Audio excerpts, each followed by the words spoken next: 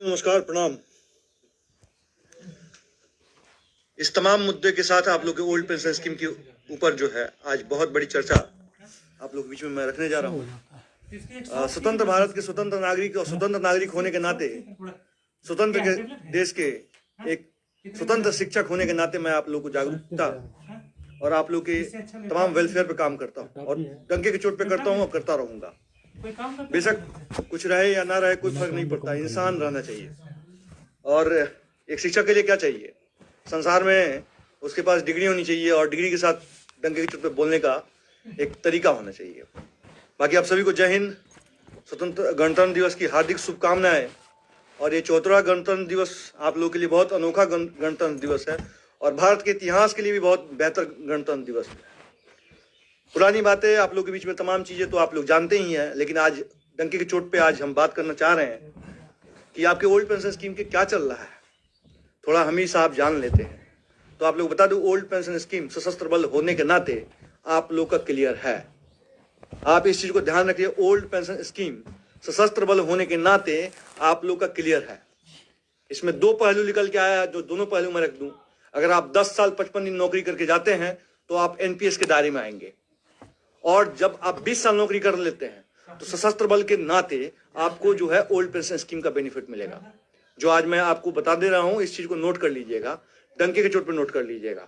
सशस्त्र बल के नाते अगर 10 साल 55 दिन करके जा रहे हैं तो एनपीएस का बेनिफिट होगा। जो दो पहलू निकले हैं उस चीज को मैं आपको बता रहा हूं।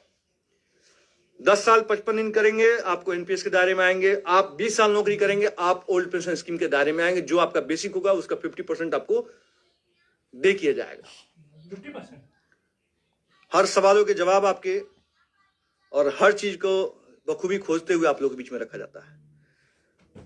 भारतीय संविधान अधिनियम 1935 के तहत जो एक्ट एंड रूल थे उसको जो है खत्म कर दिया गया था। 26 जनवरी 1950 में लागू किया गया था और संविधान को लागू कर दिया गया था पूरे राष्ट्र के लिए। और राष्ट्र हित के लिए हरदम किसी भी चीज से कहीं से भी कहीं कमजोर हम नहीं करने देंगे, ना पड़ने देंगे लोगों को। कुछ लोगों ने कहा कि सर इस पे क्या अब जजमेंट आ रहा है, तो मैंने इस चीज को मैं आप लोग के बीच में क्लियर कर देता हूं। दूसरा, कल आप लोग के शिक्षा स्तर को बेहतर बनाने के लिए मैंने बोला था कि paramilitary force, army, air force, navy और आपके पुलिस विभाग तथा जो फार्मर है, जो किसान है, जिसको प्रधानमंत्री किसान निधि के तहत जो है 6,000 रुपये मिलता है, उन लोगों के लिए पैरामिलिट्री फोर्स और तमाम पुलिस विभाग के लिए हमने जो स्कूल का जो हमने लिया है। कुछ लोगों ने कहा कि स्कूल का क्या पार्टनरशिप है, तो उस स्कूल का पार्टनरशिप मेरे फादर के अनुसार जो है वो तमाम एडमिनिस्ट्रेशन जो है मेरे फादर के हाथ में, मेरे हाथ में है। एक तरह से मैं ही उसको जो है पूरे अपने दिमाग से डील कर रहा हूँ और चार्ट बना के मैंने दे दिया है। और उसमें अपना अधिकार जो है 25% का अधिकार हमारा है और बाकी जो है स्कूल प्रशासन का और चेयरमैन का है। पूरा चेयरमैन भी हमारे अपने हैं और स्कूल प्रशासन भी अपने हैं। अब लोगों ने कहा कि स्कूल आपने लिया तो कैसे लिया? स्कूल हमारे लीज पे है 10 साल की, और आप लोग के बीच में ये रख देता हूं, जिसकी नारनौल से हमारी जो है सिग्नेचर परसों हो जाएगी। और ये स्कूल में 1 रुपये पैरामिलिट्री फोर्स के जो लोग हैं, जवान हैं, उनके बच्चों को एडमिशन लिया जाएगा। एडमिशन फीस 1 रुपये, आप ध्यान से देख लीजिएगा। पेंशन, एजुकेशन, ये दो चीज को मैंने पूरे देश में, राष्ट्र में एक अलग धारा मुहिम तैयार करना है। इस चीज को बहुत बखूबी से इसको जो है हम पिरो रहे हैं। अगर आप लोग को ये मेरा मुहिम कैसा लग रहा है तो आप लोग जरूर बताइएगा। दूसरी चीज है कि पेंशन के मुद्दे में आप निफिक्र हो जाइए, छुट्टी के मामले में भी निफिक्र हो जाइए। 13 दिन और छुट्टी आपकी बढ़ाने वाली रीट फाइल के लिए पूरा तैयार मसौदा रखा गया है। जिस दिन ओल्ड पेंशन स्कीम का लेटर बाइज्जत निकल के आप लोग के तमाम हेडक्वार्टर्स में पहुंच जाएंगे, उसी दिन हमारी छुट्टी वाला भी हम रीट पिटिशन, और उसमें ये रीट पिटिशन आदरणीय भूतपूर्व डीजी साहब महेश्वरी साहब के सम्मान के लिए इस रीट को मैं दायर कर रहा हूं। अच्छा, तीसरा, चौथा, पांचवा क्वेश्चन ये है कि कुछ लोगों ने कहा कि सर आप किस प्रकार से करते हो? देखिए, 2003 के नोटिफिकेशन के आधार पर 4 में जो लोगों ने केस किया था, हजार लोग मुझे कॉल करते हैं, पूछते हैं सर किस एडवोकेट के पास केस दिया है, क्योंकि लोगों को 10-10 साल से जो केस पेंडिंग चला है उसको देख, मैंने बोला कि अंकुश छिब्बर सर के पास कीजिए। और मैं जानता हूं कि जिस खुट्टे के साथ मैं बना हूं वो इतना मजबूत आदमी है कि वो एक एक चीज मुझे सिखाते हैं, और गुरु से सीखने के लिए आपको झुकना ही पड़ेगा। तो पूरा पैरामिलिट्री फोर्स के लोग ज्यादा जो है, अन्य लोग जितने भी थे वो लोग 2003 के नोटिफिकेशन के आधार पर उन्होंने केस किया। और इसमें एक एसके चौधरी साहब थे जिन्होंने केस जीता था 2003 के नोटिफिकेशन में, 4 में भर्ती हुए थे और वो केस लड़े थे, और अभी वर्तमान में 2 IC हैं CRPF में। और चौधरी साहब के जीतने के बाद वो जजमेंट जब मैंने पढ़ा तो मैंने ये चीज देखा और हम लोग बीच में लग गए थे। कैडर रिव्यू पे हमारे व्यक्तिगत मामले चल रहे हैं, कैडर रिव्यू पे भी केस चल रहा है। 26 जनवरी को जो होने वाला था उस चीज को मैंने आप लोगों को बखूबी इशारा कर दिया कि आपके ओल्ड पेंशन स्कीम में आपके पक्ष में है सब कुछ, कहीं भी आपको सोचने की जरूरत नहीं है। हम 1000 बार बोलेंगे कि करते हैं तो राष्ट्र के लिए करेंगे, जिएंगे तो राष्ट्र के लिए, मरेंगे तो राष्ट्र के लिए। ये ध्येय आप जब आपका है, सब राष्ट्र के लोगों का है, तो मेरा भी इधर सेम टर्म ऑफ कंडीशन लागू होता है मुझ पे भी। तो उस चीज को बखूबी जानते हैं कि आपको ओल्ड पेंशन स्कीम मिलेगा। ये बात जान लीजिए कि मिलेगा तो मिलेगा, और इसमें कहीं भी दो राय पीछे नहीं हट सकता, क्योंकि मैं आपको साफ स्पष्ट कर देता हूं, आदरणीय प्रधानमंत्री जी महोदय से मैं प्रभावित हुआ, इसलिए प्रभावित हुआ कि उनके कार्यकाल में बहुत बेहतर काम हुए हैं। और इस चीज को मैं आप लोग को बताता हूं कि कुछ लोग कहते हैं कि प्रधानमंत्री का नाम क्यों लेते हैं, वो कैसे घोषणा करते हैं। देखिए एक चीज, आपको किसी भी एडमिनिस्ट्रेशन विभाग में किसी चीज को लागू कर दिया गया, किसी चीज को हटा दिया गया, फिर उसको जो है फिर पुनः लागू करने, तो वो क्या है कि न्यायप्रिय न्यायालय से आपको जो है उस चीज पे रीट पिटीशन दायर करना पड़ता है।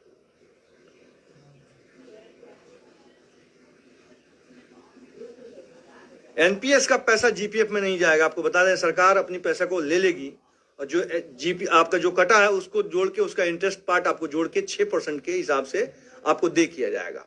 और फिर उसके बाद जो है उसकी चक्रवृद्धि, ब्याज, मूलधन, तमाम चीज उसको चक्रवृद्धि करते, मूलधन फिर चक्रवृद्धि, ऐसा करके उस पैसे को आपको जो है जोड़ते हुए इकट्ठा करके वो आपको जीपीएफ में ट्रांसफर कर दिया जाएगा।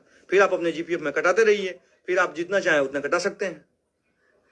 और इसको भी आप लोग के बीच में मैं रख देता हूं कि बीजेपी सरकार ऐसा नहीं है कि आपकी करना नहीं चाहती है। अब कुछ लोग क्या कर रहे हैं कि पैरामिलिट्री फोर्स में क्या है ना कि तमाम चीजें अस्पष्ट है, लेकिन अस्पष्टता होने के कारण जो चीजें जो है, कोई बोलने को तैयार नहीं था, कोई करने को तैयार नहीं था, कुछ क्योंकि हर कोई अपने बारे में सोचता है आज की डेट में, और मैं अपने राष्ट्र के बारे में सोचता हूं। हमने जो लोगों ने इकट्ठा किया पैसा, हम लोगों ने, सभी लोगों ने इकट्ठा कर करके लोगों ने केस लगाया। जैसे पौन का मामला था अंकुश छिब्बर सर के पास, सतीश दीवा का मामला था, 25 मेन पिटिशनर थे, 25 1 2 3 4, तो 25 में एक एक केस में कम से कम 200 400 600 लोग थे, लेकिन ऊपर से क्या दिख रहा है, 25 दिख रहा है। तो सब पिटिशनर का वहां तो छुप गया, किसी को नहीं दिखा रहा सब पिटिशनर कितने थे, और जानने वाले नहीं जानते, मेरे से पूछ लेते हैं। मैं आपको आज एक चीज क्लियर कर देता हूं, कुछ लोग, चंद लोग हैं जो मुझसे पूछ लेते थे, मैं उनको बता देता था, और वो तमाम जो है ओवर 55 ओवर 65 है, और फिर वो चीजें जो है लोगों को पिरो देते थे, जब पूछते थे तो आता नहीं था। और वो लोग क्या किए कि उसी तरह से हमारे पे प्रभाव चालू कर रहे हैं। चलिए मुद्दा, इस मुद्दे से हम हटके नहीं जाना चाहते, लेकिन एक सब पिटिशनर, मेन पिटिशनर, को पिटिशनर किस प्रकार से केस दायर होती है, किस प्रकार से हम एडवोकेट को पहचाने, ये तमाम चीजें मैं आप लोगों के बीच में रखता हूं। क्यों रखता हूं? मेरा कोई कोर्ट से वास्ता नहीं था। मैं आप लोगों के बीच में एक बात बताया था, 2009 में आदरणीय राम जेठमलानी सर से मैं मिलने आया था दिल्ली, तो मुझे जो बताया गया था कि 3 लाख रुपए वो मिलने के लिए लेते थे, तो मैं बड़ा सहमत था। उस समय मेरी उम्र जो है 20 साल के करीब हो गई थी, और मैं गया तो मुझसे 1 रुपया नहीं लिए। मैं मिला, मैंने सीखा, मैंने देखा दुनिया में अगर आज के डेट में ताकत है तो न्यायालय में है, और न्यायालय के बाद किसी के पास ताकत है तो एडवोकेट के पास है, कानून के तौर पे देखा जाए तो। और ये चीज मैं भुनाना चाहता हूं। दूसरी एक मुद्दा हमारे पास अभी आज का मुद्दा है, मैं बताता हूं भाइयों और तमाम देश के तमाम वीर योद्धाओं तथा साथ में जो जवान हैं, जो लोग जवान नहीं है, नौकरी युवा हैं, उनको सबको मैं बताता हूं, मैं हाथ जोड़ के विनती करूंगा आप लोगों से, जो मामले मेरे पास दिखाई दे रहे हैं। एक सीआरपीएफ के जवान से किसी ने जमीन लिखाने के नाम पे 18 लाख रुपए ले लिया, 10 लाख खाते में डाला और 8 लाख रुपए जो है कैश उसने दिया जमीन बेचकर। उस जवान ने पैसे पचा लिया है। वो जवान बेचारा जो है सफाई कर्मी है जिसने पैसा दिया है। दर ठोकरे खाने के बाद ये निर्णय दिया गया है कि आप अब कोर्ट जाइए, थाने जाइए, FIR करिए, और FIR भी हो गया तो उसके क्षेत्र में FIR हुआ तो मामला वैसे ही पेंडिंग है। तो मैं ये कहूँगा कि ऐसे धोखेबाजी ना करें। दूसरा, एक BSF के मामले आए, एक साहब हैं वो 3 लाख रुपए दिए थे और वो रहने वाले हरियाणा के साहब हैं। हरियाणा के भी आपको नारनौल डिस्ट्रिक्ट के हैं। साहब ने किसी जवान को दिया रुपया और जवान ने लिया 3 लाख रुपया, उसमें से 66,000 रुपये नहीं दिया। और जब बोला तो देने को तैयार ही नहीं है, बोला कि नहीं मैंने मेरे पास लिया ही नहीं है, जबकि उन्होंने खाते में पेमेंट किया था। तो उन्होंने एक नोटिस भिजवाई कोर्ट से। जितना नोटिस में और जितना वकील के चक्कर में लगने लगे उसके बाद वो छोड़ दिए। तो ये सब काम धंधा पानी। तो सबसे बड़ी बात है कि किसी से पैसा मांगो मत भैया, ये काम और किसी को देने की जरूरत नहीं है। जो आदमी अपने तनख्वाह से भरपाई नहीं कर सकता है वो दूसरे किसी के पैसे को खा ही सकता है, वो कभी जो है वो नहीं कर सकता, भलाई नहीं कर सकता है। तो ये साफ स्पष्ट है। जो जितना आता है उतने में अगर व्यक्ति खुश नहीं होता वो संसार में कहीं भी खुश नहीं रह सकता, और मैं इस दावे के साथ कर सकता हूँ। कुछ लोगों ने अब ये 2-3 चीज, तीसरा साइबर अपराध का भी मामला मैं आप लोग के बीच में रखा था। अब नया साइबर अपराध ट्विटर पे चल रहा है, फेसबुक से चला गया है ट्विटर पे। वहां लड़कियां लिख रही है हाय, तो उसमें हमारे कुछ लोग बहुत तेज तरार हो गए हैं, बड़े हुए यशस्वी में हो गए हैं, तो ज़्यादा सोसाइटी पे रहते हैं, तो अब उनको टारगेट कर रही है हाय लिख के। जब चैट करोगे तो आपसे मोबाइल नंबर मांगा जाएगा, फिर वो जो है वीडियो बनाएंगी, फिर वो नंगा हो जाएंगी और फिर आपका वीडियो कहेंगी हम यूट्यूब पे डाल देंगे। फिर एक लड़का बात करेगा, बोले पैसा दे दो, नहीं तो तुम्हारा ये कर देंगे। तो ये चीज़ें नहीं होनी चाहिए।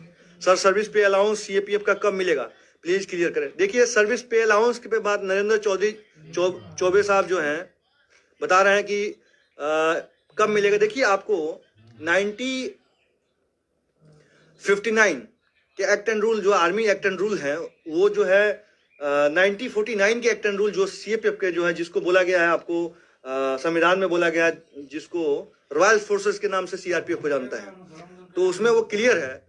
तो ये जो आपके जो कमेटी गठन होती है, जो 7 पे कमीशन गठन हुआ, तो अब 8 पे गठन तो नहीं होगा, लेकिन अब उसकी जो तरीके हैं वो चेंज होंगे। तो तरीके जो चेंज हो रहे हैं उसमें जो हमारे बोर्ड जो बैठते हैं ना, तो उसमें जो हम इसको देखते हैं कि क्या करते हैं, लेकिन इसके लिए हमें कोर्ट जाना पड़ेगा। तो इसलिए आप ये मत सोचिए कि आपको 5200 रुपया जो आर्मी को मिलता है वो अभी वर्तमान में आपको मिलेगा, अभी नहीं मिलेगा आपको। उसको बोलते हैं MSP बोलते हैं, आर्मी इस मिलिट्री सर्विस पे बोलते हैं, सॉरी मिलिट्री सर्विस पे बोलते हैं। और मिलिट्री सर्विस पे जो उनको 5200 रुपये मिलता है, जो फोर्थ पे कमीशन में 1000 हुआ करता था, आज जो है वो 5200 रुपया है। और अधिकारी तक जो है 15,000 तक मिलिट्री सर्विस पे मिलता है। ये बहुत जल्दी जब हम इसको रीट पिटीशन जब एक एक क्लियर करते जाएंगे तो इसकी भी रीट हमें दायर करने पड़ेगी, और मैं व्यक्तिगत रूप से रीट दायर करूंगा। आज मैं बता देता हूँ, एक एक करके मैं हर कड़ी को रीट दायर करूंगा, उसका जजमेंट आएगा, फिर उसको करूंगा। कुछ लोगों ने कहा कि सर इस मुद्दे पे आप लोग इस चीज को क्लियर, मैं हर चीज को क्लियर कर रहा हूँ आज। बाकी अगर आपके कोई सवाल हो तो मुझे बता सकते हैं। बाकी एंजॉय कीजिए, मस्त रहिए, और हर बीमारी की दवा जो है ना वो डॉक्टर है, हर शोषण की दवा क्या है, कोर्ट है, और हर कोर्ट की दवा जो है ईश्वर है। न्यायालय में न्याय प्रिय जो जज साहब होते हैं वो ईश्वर के एक स्वरूप होते हैं। या चाहे खुदा मान लो, चाहे अल्लाह मान लो, चाहे भगवान मान लो, चाहे आप उनको जो है जीसस मान लो, या चाहे उनको जो आप जिस भावना से जुड़े हैं उसको मान लो, उस भावना से वो जुड़े रहते हैं। और भावनात्मक और क्रियात्मक दोनों चीजों को मिला के मेल मिला के तब जजमेंट बनता है। मैंने कल एक बहुत बड़े योग पुरुष की स्पीच सुन रहा था, मैं जो देखता हूँ वही बोलता भी हूँ। तो उन्होंने बोला कि मैं अंधा हूँ, बचपन से अंधा हूँ, ब्लाइंड हूँ, और मैंने PhD कर रखी है।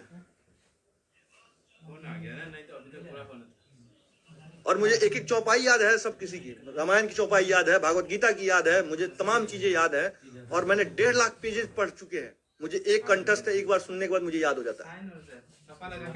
तो जो ईश्वर है, जो गॉड जिसको बोलते हैं, एक ही शब्द है गॉड, गॉड जिसे बोलते हैं वो सर्वशक्तिमान, जो शक्ति जिसमें विराजमान हो जाती है वो संसार की किसी चीज को हासिल कर सकता है। और मैं यही कहता हूँ कि इंसान ही ईश्वर का एक स्वरूप है।